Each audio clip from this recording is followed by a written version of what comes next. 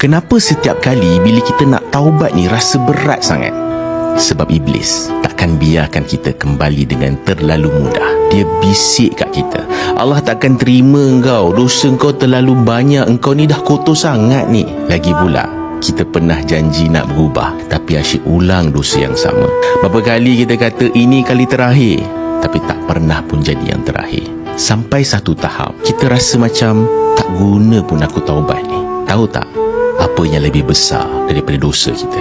Rahmat Allah, kasih sayang Allah. Allah tak tengok berapa kali kita jatuh dalam dosa yang sama, tapi Allah tengok berapa kali kita sanggup bangun dan balik dekat dia. Allah tak pernah jauh, cuma kita yang menjauh. Allah tak pernah tinggalkan kita, cuma kita yang selalu lupakan dia. Taubat ni, dia bukan sekadar kita berhenti buat dosa, tapi proses mendidik hati kita untuk kembali mencintai dia.